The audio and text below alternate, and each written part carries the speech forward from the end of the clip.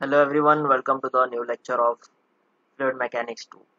As you all know that we have started the unit number 6, that is hydraulic machines, and in previous lecture we have started the topic from turbine. Okay, we have seen the introduction of turbine, the efficiencies of turbine. Okay, we have seen these things in previous lectures. It was very important lecture. If you haven't seen that lecture yet, please go and see that lecture first, then see this lecture which we are taking it right now. Okay, which we are taking right now. Before this, if you haven't seen that lecture, the first lecture, the basic introduction of hydraulic machines and turbine, that is very important to see that lecture, because if you haven't seen that lecture, then today's lecture will not be easy for you. You won't understand anything from today's lecture if you haven't seen the previous lecture. So first see that lecture, okay, the basic introduction of turbine, then we move to this lecture. So let's start the today's lecture. As you all know that in previous lecture we have started turbine topic, in which we have seen the basic definition of turbine, how turbine is used to produce mechanical energy, and then it will get converted into electrical energy. So basic definition of turbine, and then we have seen the hydraulic power plant, then we have seen the different types of efficiencies, which is very important. Types of efficiency is very important. Okay, this question from efficiency is very common. Please see that lecture and study thoroughly what we have studied in previous lecture. So today we will start the topic, and we will continue from the last topic. So our today's topic is from the types of turbine. Basically you can say the classification of hydraulic turbine. आज के बाद lecture में हम पढ़ेंगे कि जो classification है turbines के टाइप क्या क्या है, बहुत ही इंपॉर्टेंट है। इसके हिसाब से क्वेश्चन, शॉर्ट क्वेश्चन बहुत आते हैं टर्बाइन के क्लासिफिकेशन के हिसाब से। ठीक है, तो हम एक एक टर्बाइन देखेंगे डिटेल में। उसके पहले ये बुक मैं दोनों तरफ से, जैसे कि मैंने पिछले लेक्चर में बोला था कि हम बुक से भी पढ़ेंगे, साथ ही साथ मेरे नोट से भी पढ़ेंगे। तो सबसे पहले बुक से कुछ इंपॉर्टेंट बेसिक इंट्रोडक्शन देख लीजिए। देखिए, the hydraulic turbines are classified according to type of energy available at the inlet of the turbine, direction of flow through vanes, head at inlet of turbine, specific speed of turbine. Thus, the following are the important classification. Turbine जो है वो अलग अलग category में बनाया गया है, तो मतलब अलग अलग कैटेगरी के हिसाब से उसे डिफाइन किया गया है या क्लासीफाई किया गया है। सबसे पहला है according to type of energy at inlet.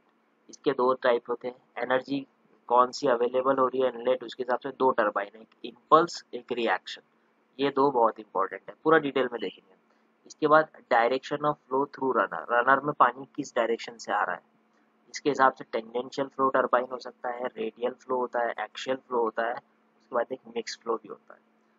उसके बाद थर्ड टाइप है according to head at inlet, यानी कि कितना हेड अवेलेबल है इनलेट पर। ठीक है, इसके हिसाब से होता है high head turbine, medium head turbine या फिर लो हेड टरबाइन। ठीक है, इसके बाद चौथा टाइप होता है according to specific speed. Specific speed क्या है, ये आज हम ये लेक्चर में ये भी देखेंगे। स्पेसिफिक स्पीड के हिसाब से लो होता है, लो specific speed, medium specific speed और एक हाई स्पेसिफिक स्पीड। ठीक है तो इतने टाइप के क्लासिफिकेशन इसमें होते हैं। अब हम मेरे नोट्स पे आते हैं और इसके हिसाब से हम पढ़ेंगे इसको आज। देखिए, इसके हिसाब से पढ़ोगे तो ज़्यादा आसान लगेगा। देखो, classification of hydraulic turbine. Hydraulic turbines are classified on the basis of various criteria as explained below. सबसे पहले हम देखेंगे एक नई क्लासिफिकेशन जो कि पिछले इसमें आपने देखे बुक में, वो है based classification based on originator.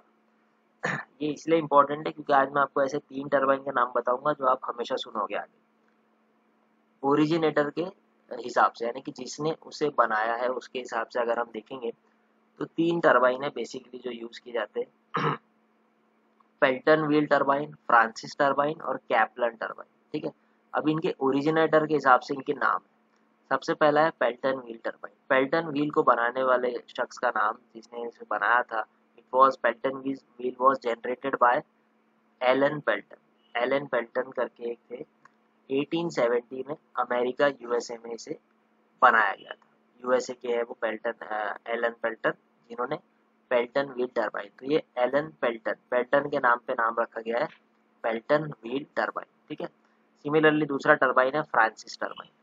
Francis turbine को बनाने वाले थे JB Francis. It was originated on 1849 by the US citizen that is JB Francis. तो ये भी अमेरिका के थे JB फ्रांसिस, जिनके नाम पे फ्रांसिस टरबाइन है, जो कि 1849 में डेवलप किया गया था। ठीक है, सबसे पहले अगर आप देखोगे तो फ्रांसिस टरबाइन ही पुराना है 1849 में। उसके बाद एक नया टरबाइन जिसे काफ़ी देर से डेवलप किया गया, जो कि काफ़ी यूज़ किया जाता है, वो है कैप्लन टरबाइन। कैप्लन टरबाइन एक ऑस्ट्रेलियन, ठीक है ना, विचर कैप्लन ने इसे बनाया था। इनका नाम विचर कैप्लन है, तो इनके नाम कैप्लन के ऊपर पड़ा गया है Kaplan turbine. It was generated on the year 1930, ठीक है ना, 1913 में इसे बनाया गया बाय विचर कैप्लन। तो इन ये तीन जो बड़े टरबाइन है, तीनों इसके ओरिजिनेटर के नाम पे है। पेल्टन व्हील एलन पेल्टन के नाम पे है, फ्रांसिस टरबाइन JB फ्रांसिस के नाम पे, कैप्लन टरबाइन विचर कैप्लन के नाम पे। तो पहली क्लासिफिकेशन जो थी ओरिजिनेटर के हिसाब से थी, ये याद रखेंगे, एक जनरल एक इन्फॉर्मेशन के लिए जरूरी है। ठीक है,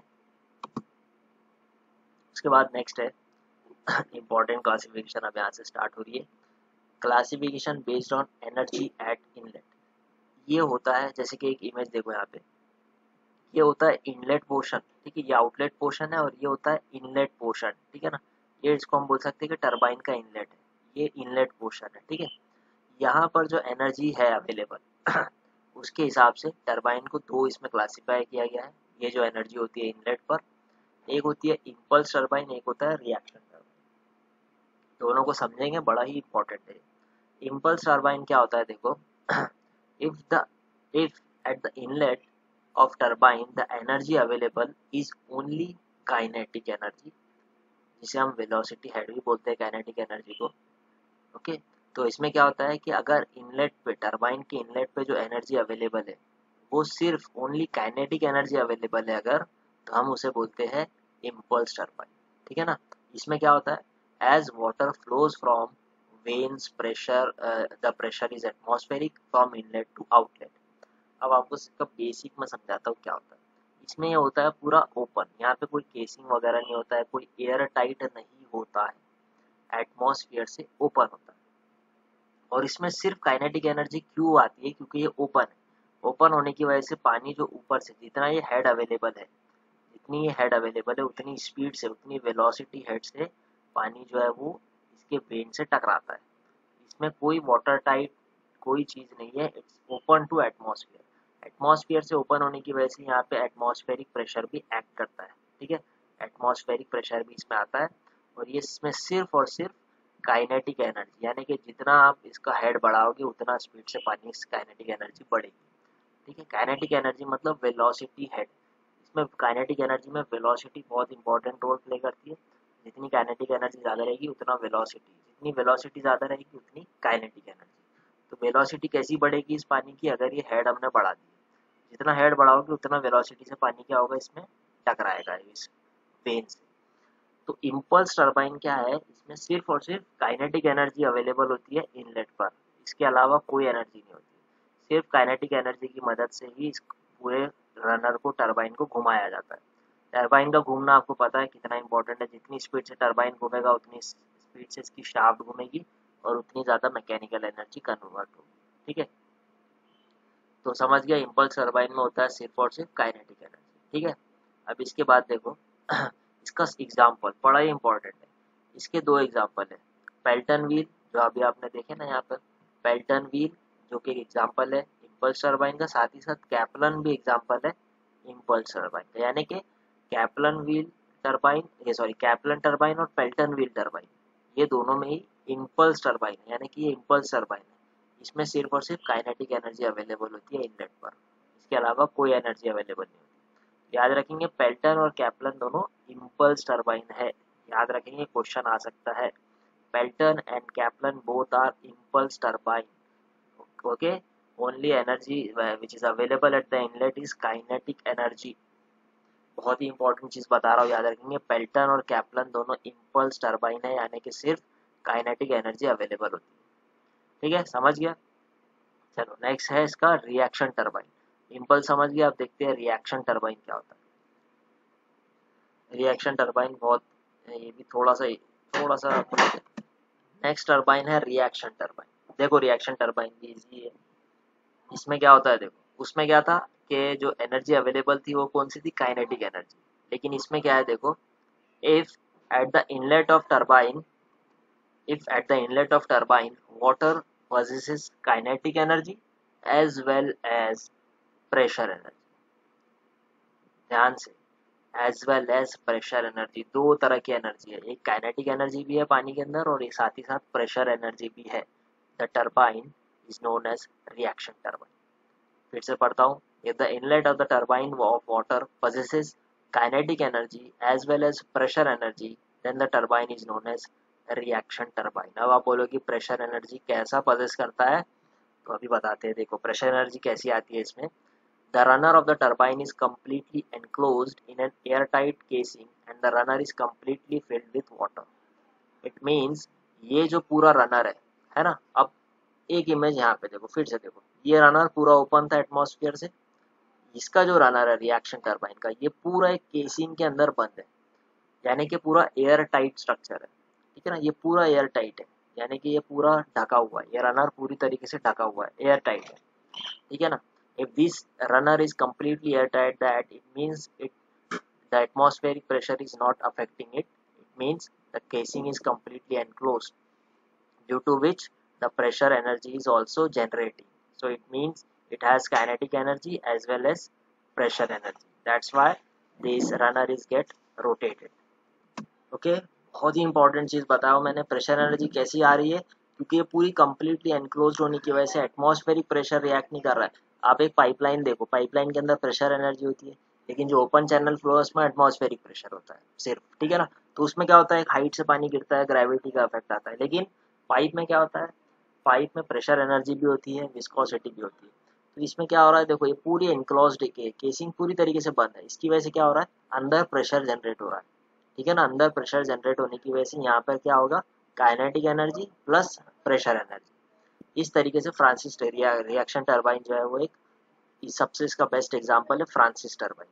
हमने तीन टरबाइन देखे ना, पेल्टन व्हील, फ्रांसिस और कैप्लन। कैप्लन और पेल्टन व्हील तो इम्पल्स के एग्जाम्पल है, तो बचा कौन, फ्रांसिस। तो फ्रांसिस किसका एग्जाम्पल है, रिएक्शन टरबाइन का। अब यहाँ पे ध्यान से देखो कि इस तरीके से आप देख रहे हो, है ना।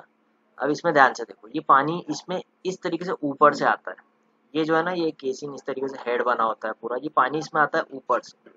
सिमिलरली इसमें आता है जनरली एक उसके ट्रांसवर्स डायरेक्शन में से पानी आता है, किसमें, इम्पल्स में, लेकिन रिएक्शन में ऊपर से पानी आता है जनरली, इस तरीके से आता है। अभी हम देखेंगे कि जो उसका फ्लो के हिसाब से भी इसकी क्लासिफिकेशन है। तो पानी इस तरीके से ऊपर से आएगा, ठीक है ना। ऊपर से आने के बाद देखो यहाँ पे क्या होगा, इस इमेज को देखो, यहाँ पे इस तरीके से गाइडेड वेन्स लगे हुए हैं, सबसे बीच में क्या है, रनर है, ये क्या है, रोटेटिंग ब्लेड्स है उसकी, ठीक है ना। उसके बीच में गाइडिंग वेन्स है, ये वेन्स जो है वो पूरी तरीके से एंगल के साथ इसको रखा जाता है, ये पूरा 90 डिग्री पे भी हो जाते हैं तो पानी एकदम से अंदर चला जाएगा रनर में, कई दफ़ा ये पूरा फ्लैट होते हैं, ठीक है ना, इस तरीके से होते हैं। तो ये रनर इस तरीके से पूरा 90 डिग्री पे भी आ सकते हैं, इस तरीके से फ्लैट भी रहते हैं, तो ये होते हैं गाइडिंग वेन्स। तो ये गाइडिंग वेन्स कभी कभी इस तरीके से खड़े होते हैं, इसकी जब ये खड़े होंगे तो क्या होगा, पानी बहुत ज़्यादा अंदर रनर से टकराएगा, लेकिन जब ये इस तरीके से फ्लैट होंगे तो पानी ज़्यादातर बाहर रहेगा, रनर के अंदर कम जाएगा, ठीक है ना।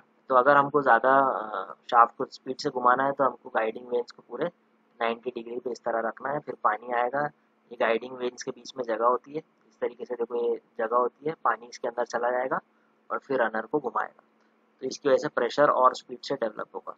इस तरीके से फिर रनर घूमेगा, शाफ्ट घूमेगी और फिर हमारा इलेक्ट्रिसिटी प्रोड्यूस होगी या मैकेनिकल एनर्जी प्रोड्यूस होगी। इस तरीके से काम करता है रिएक्शन टरबाइन, ठीक है।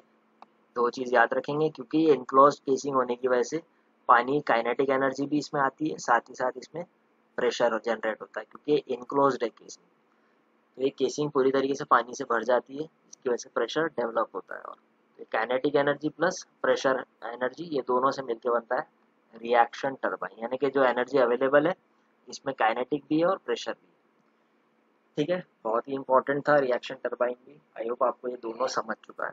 चलो नेक्स्ट अब क्लासिफिकेशन देखते हैं।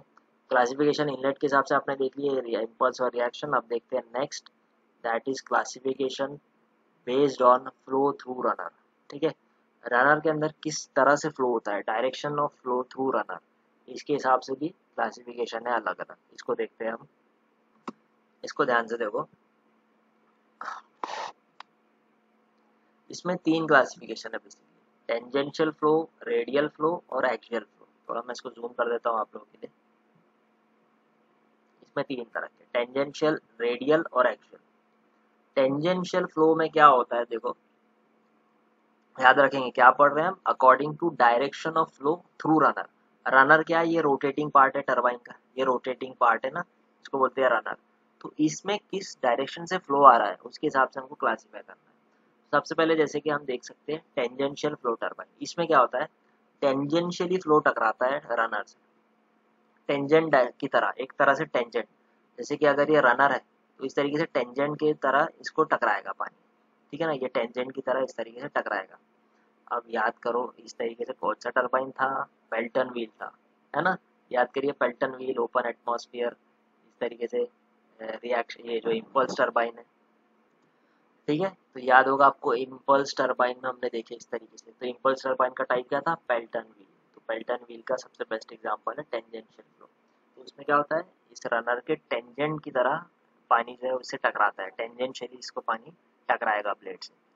If the water flows along the tangent of the runner, the turbine is known as tangential flow turbine।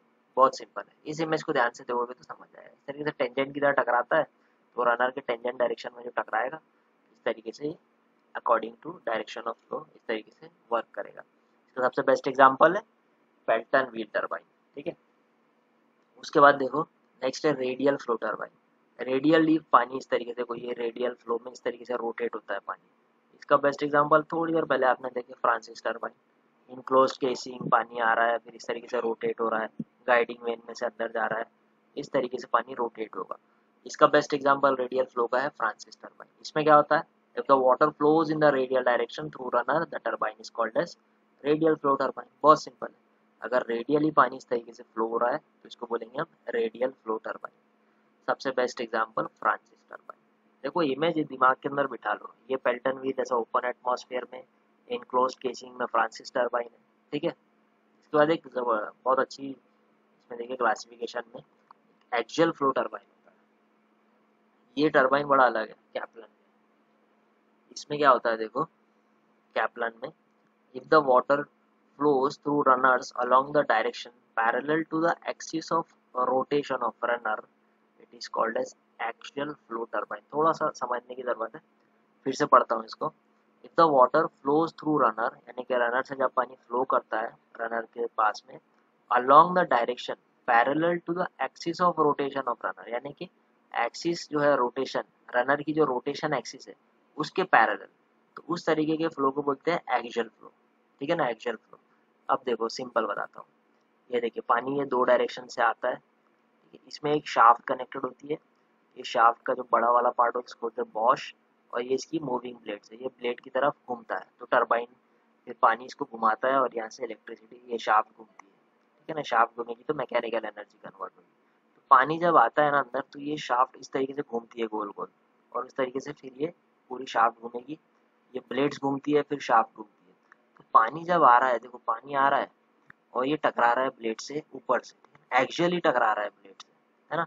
Axially टकराने की वजह से शाफ्ट घूम रही है। तो इसमें क्या लिखा है, अलोंग द डायरेक्शन पैरेलल, यानी कि पानी देखो पैरेलल, ठीक है ना, इसके पैरेलल डायरेक्शन में जा रहा है ना, एक्सिस ऑफ रोटेशन जो हो रहा है, एक्सिस ऑफ रोटेशन के बिल्कुल पैरेलल पानी क्या हो रहा है, टकरा रहा है उससे ब्लेड से।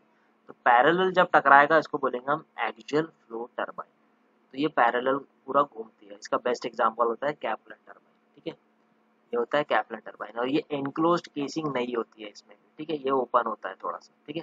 एनक्लोज्ड केसिंग सिर्फ रेडियल फ्लो में होती है, तो ये पूरा पैरेलल घूमेगा और ये शाफ्ट घूमेगी, और इस तरीके से हम बोल सकते हैं कैप्लन टरबाइन का एक एग्जांपल, ठीक है। तो आई होप आपको ये डायरेक्शन के हिसाब से भी समझ गया है।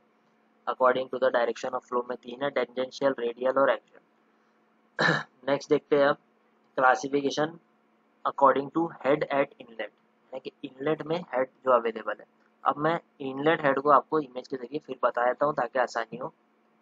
हमने जब देखे थे, मैं आपको ये इसमें दिखाया था बुक से, ये लेआउट देखना पड़ेगा। ये इनलेट हेड है, नेट हेड जो अवेलेबल है ना। अब हम देखेंगे कि नेट हेड के हिसाब से अलग अलग टरबाइन को डिफाइन किया गया है। ये नेट हेड है, हम पढ़ चुके हैं पिछले लेक्चर में पूरा डिटेल में। तो नेट हेड के हिसाब से देखो कितना डिफाइन किया गया। एक होता है हाई हेड टरबाइन, एक मीडियम हेड और एक लो हेड। बहुत सिंपल है। सबसे पहले हाई हेड टरबाइन यानी कि जिसका में हेड ज़्यादा है, ये जो अवेलेबल हेड है ये बहुत ज़्यादा जिसका है, ठीक है ना। उसके हिसाब से देखा जाए तो हाई हेड टरबाइन में क्या होता है, they can operate about 250 metre head and required relatively small rate of flow, यानी कि इसमें जो डिस्चार्ज है वो कम लगता है क्योंकि हेड बहुत ज़्यादा है। 250 मीटर 250 मीटर का ये हेड होता है, इतनी हाइट होती है उसकी।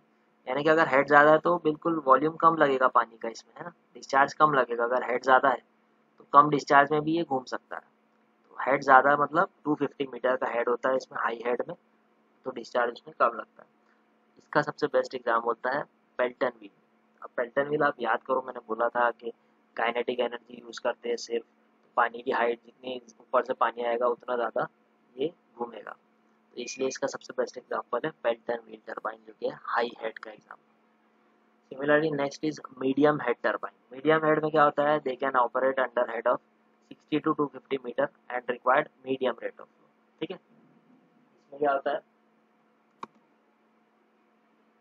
इसमें दो है, 60 से 250 मीटर के बीच में जो हेड अवेलेबल है और मीडियम रेट ऑफ फ्लो पे काम करता है। इसका सबसे बेस्ट एग्जांपल है फ्रांसिस टरबाइन, ठीक है। फ्रांसिस टरबाइन इसका एक एग्जांपल है मीडियम हेड का। सिमिलरली लो हेड टरबाइन क्या होता है, they can operate under a very low head of 60 metre से भी कम, less than 60 metre and required very large quantity of flow. अब देखो इसमें हेड बहुत कम है तो मतलब क्वांटिटी ऑफ फ्लो तो बहुत चाहिए, है ना। यानी कि जो हेड है इसका, अगर ये सिर्फ 60 मीटर का हेड है तो क्वांटिटी तो बहुत सारी चाहिए वाटर की, यहाँ से छोड़ने की जो क्वांटिटी है, लार्ज डायमीटर का पाइप लेना पड़ेगा, ज़्यादा पानी यहाँ से टकराए, क्योंकि हेड इसका कम है। तो इसका सबसे बेस्ट एग्जांपल है कैप्लन टरबाइन, ठीक है। तो लो हेड का एग्जांपल है कैप्लन टरबाइन। कैप्लन टरबाइन लो हेड पे भी काम करता है। अगर मैं आपको पूछूं कि तीनों में सबसे ज़्यादा पावरफुल टरबाइन कौन सा है, तो वो है कैप्लन टरबाइन। वो इसीलिए क्योंकि it can operate under a very low head, जो कि सिर्फ और सिर्फ 60 मीटर के हेड पर भी काम कर सकता है, ठीक है। तो Kaplan turbine is the strongest turbine. उसके बाद, ठीक है, तो classification according to head at inlet समझ गई। अब नेक्स्ट लास्ट क्लासिफिकेशन जो है इसकी वो है अकॉर्डिंग टू स्पेसिफिक स्पीड। इसके बाद एक और है, सॉरी, डिस्चार्ज के हिसाब से भी। तो classification according to specific speed, थोड़ी देर में हम स्पेसिफिक स्पीड की डेफिनेशन भी आपको बता दूंगा, लेकिन अभी सिर्फ इसका एक क्लासिफिकेशन समझ लो। लो स्पेसिफिक स्पीड उसको बोलते हैं जो कि 10 से 59 आरपीएम यानी कि रोटेशन पर मिनट। आरपीएम आपको पता ही है, यानी कि जो रोटेशन है टरबाइन का, अगर वो 10 से 59 होता है तो उसको बोलते हैं Pelton wheel turbine. Similarly medium specific speed किसको बोलते हैं, 59 से 300 आरपीएम, जो कि फ्रांसिस टरबाइन है। हाई स्पेसिफिक स्पीड टरबाइन मतलब जो 300 से लेके 1000 आरपीएम तक की, जो कि कैप्लन है। मैंने पहले ही बोला कैप्लन जो है सबसे अच्छा टरबाइन माना जाता है। देखिए इसकी स्पीड भी बहुत ज़्यादा है, जितनी स्पेसिफिक स्पीड ज़्यादा रहेगी उतनी ज़्यादा मैकेनिकल एनर्जी भी ज़्यादा रहेगी। तो 300 से 1000 तो कैप्लन टरबाइन है। सिमिलरली डिस्चार्ज के हिसाब से देखोगे आप, तो लो डिस्चार्ज सबसे कम किसको लगता है, जिसका सबसे ज़्यादा हेड हो, यानी कि लो डिस्चार्ज लगता है पेल्टन व्हील को, मीडियम डिस्चार्ज लगता है फ्रांसिस को, और सबसे ज़्यादा डिस्चार्ज किसको लगता है, जिसमें हेड सबसे कम हो, जिसका था कैप्लन टरबाइन। इस तरीके से डिस्चार्ज के हिसाब से इसको क्लासीफाई किया गया। उसके बाद एक छोटा सा ये ऐसे लिखा हुआ है, relationship between overall efficiency and other efficiency. तो ये मैंने आपको बताया था पिछले लेक्चर में, देखिए कि ओवरऑल एफिशिएंसी कैसा निकालते हैं, हाइड्रोलिक एफिशिएंसी को मल्टीप्लाई करेंगे मैकेनिकल एफिशिएंसी तो मिल जाएगी ओवरऑल एफिशिएंसी। एक जनरल ऐसी लिखा है। नेक्स्ट आते हैं अभी इम्पोर्टेंट, जैसे मैंने आपको बोला अभी कि स्पेसिफिक स्पीड क्या होती है, ठीक है। स्पेसिफिक स्पीड क्या होती है, इसको थोड़ा समझना पड़ेगा, दिमाग लगाना पड़ेगा, हो जाएगा पॉसिबल। देखो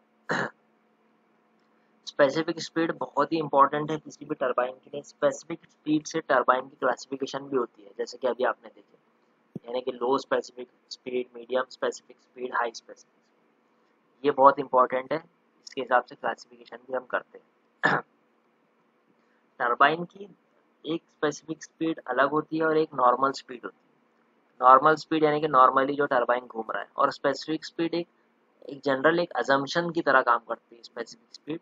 ठीक है, इसमें क्या होता है देखो, specific speed of turbine is defined as the speed of similar turbine which is identical in shape, geometric dimension, blade angle, etc.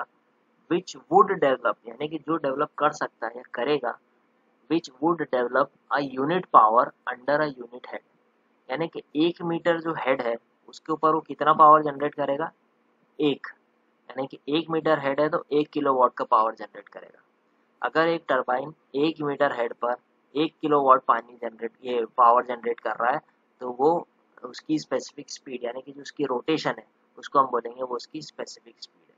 यानी कि जिस रोटेशन पर वो, ध्यान से सुनिए, जिस रोटेशन पर वो 1 यूनिट पावर और 1 मीटर हेड के अंदर में 1 यूनिट पावर कन्वर्ट कर रहा है, उस रोटेशन को, उस स्पीड को बोलेंगे हम स्पेसिफिक स्पीड। आपको क्लियर हुआ है? स्पीड ऑफ टरबाइन में दो है, एक स्पेसिफिक स्पीड क्या होगी कि अगर एक टरबाइन अगर जितनी स्पीड से वो रोटेट हो रहा है, अगर उस स्पीड से अगर वो 1 यूनिट पावर 1 मीटर हेड में कन्वर्ट कर रहा है तो उसको बोलेंगे हम उसकी वो स्पेसिफिक स्पीड है। एक अज्यूमशन की तरह ये है, ठीक है ना, ये एक मतलब एक हमको अज्यूम करना पड़ता है, ये एक्चुअली में कोई चीज़ नहीं है लेकिन एक अजम्पशन की तरह काम करता है स्पेसिफिक। अब मैं आपको इसका एक डायरेक्ट फॉर्मूला बताता हूँ, एन एस, स्पेसिफिक स्पीड को हम डिनोट करते हैं एन एस, स्पीड, और ये एस का मतलब स्पेसिफिक।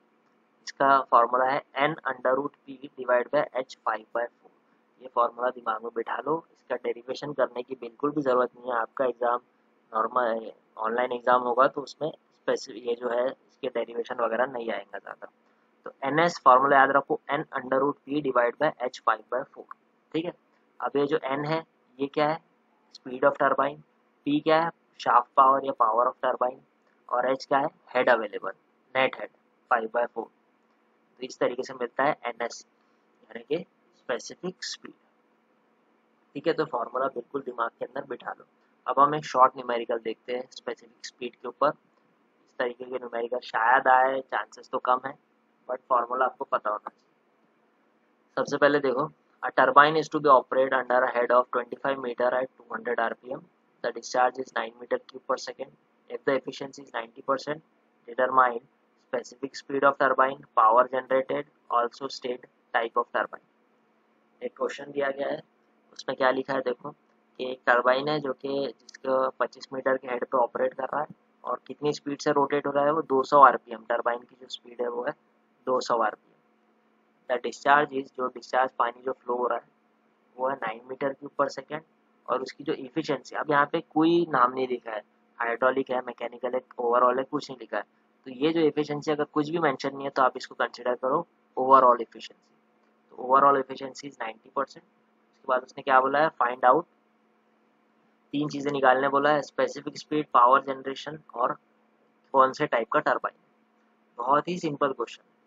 सबसे पहले लिख लो अपना डेटा गिवन, तो हाइट हेड कितना है 25 मीटर, स्पीड कितनी है N 200 RPM, discharge 9 metre cube पर सेकेंड और overall efficiency 90%। Step by step सबसे पहले हमको निकालना पड़ेगा पावर अवेलेबल एट शाफ्ट, क्योंकि स्पेसिफिक स्पीड में पावर लगेगा, पावर है नहीं। तो पावर देखो यहाँ पे लिखा है पावर जनरेटेड भी निकालना है, तो सबसे पहले पावर अवेलेबल है शाफ्ट यानी कि पावर है शाफ्ट पावर, ये कैसे निकलेगा, तो इसका फॉर्मूला हम देख चुके हैं, overall efficiency multiplied by power, ये आप बोल सकते हो वाटर पावर। ठीक है ना, इसको कैसे निकालते हैं, ओवरऑल एफिशिएंसी को मल्टीप्लाई करेंगे हम वाटर पावर से। वाटर पावर क्या होता है, gamma Q H divide by 1000। तो इस तरीके से overall efficiency 90% divide by 100, gamma यानी कि यूनिट वेट है वाटर का 9810, discharge is 9 and head is 25 divide by 1000। ठीक है, तो किलोवाट से किलोवाट में कन्वर्ट हो गया। तो इस तरीके से क्या हो गया, ये पी पावर एट शाफ्ट आ गया 1986.53 किलोवाट। इस तरीके से हम निकालते हैं पावर। तो याद रखेंगे शाफ्ट पावर कैसे निकालते हैं, overall efficiency multiplied by water power, water power is gamma Q H divide by 1000। ठीक है, नेक्स्ट देखते हैं, नेक्स्ट चीज़ क्या पूछा है फिर उसने, स्पेसिफिक स्पीड कैसा निकलेगा। देखो स्पेसिफिक स्पीड का फॉर्मूला अभी देखे हमने, N under root P divide by H 5/4। ये फॉर्मूला यूज करेंगे, N under root P divide by H 5/4। N कितना है, स्पीड कितनी है, रोटेशन 200, अंडर रूट पी अभी निकाले 1986.53, और एच हेड कितना है 25 metre, 25 raised power 5/4। So answer कितना आ जाएगा 159.4 फोर्थ ही आरपीएम, ये भी आरपीएम में रहेगी क्योंकि स्पीड है, ठीक है। Next is a type of turbine. अब देखो कौन से टाइप का टरबाइन है, अगर आपको आइडेंटिफाई करना है तो स्पेसिफिक स्पीड से निकाल सकते हैं, है ना। अगर आप स्पेसिफिक स्पीड है 159, अब देखो ये क्लासिफिकेशन हम पढ़ चुके हैं, 159 आया था हमारा आंसर। तो 159 किस में आ रही है, मीडियम में आ रही है, मीडियम स्पेसिफिक स्पीड में आ रही है 59 से 300। तो हमारा कितना है 159, यानी कि 59 से 300 के बीच में ही आ रही है ना। तो वो हो गया हमारा फ्रांसिस टरबाइन, मीडियम टरबाइन यानी कि फ्रांसिस टरबाइन। देखो ये जो है मीडियम में हमारा कौन सा है, फ्रांसिस टरबाइन। मीडियम मतलब फ्रांसिस 59 से 300 के बीच में, और हमारा आंसर आ रहा है 159, ठीक है। तो ये था टरबाइन के बारे में, हमने जितना हमसे टरबाइन का जो जनरल क्वेश्चंस आ सकते हैं वो हमने कर लिए, ठीक है। आप ये थोड़ा सा इसको और डिटेल में पढ़ लीजिए, ये बुक में और भी थोड़ी सी चीज़ें इसे भी अच्छे से पढ़िए, ठीक है। सारी चीज़ें बुक में से ही आएगी, कोई भी चीज़ बाहर से नहीं आएगी। तो हमने एफिशिएंसीज देख ली है, सारी चीज़ें देख ली है, ठीक है। अगर आपको और भी कुछ पूछना है या डाउट है तो आप लोग बिल्कुल मुझसे पूछ सकते हैं, ठीक है। तो कुछ भी डाउट है तो पूछिए और अच्छे से पढ़ाई कीजिए इसकी। नेक्स्ट लेक्चर में हम देखेंगे पंप के बारे में, टरबाइन के बारे में हमने देख लिया, अब देखेंगे पंप्स के बारे में। Okay, thank you so much.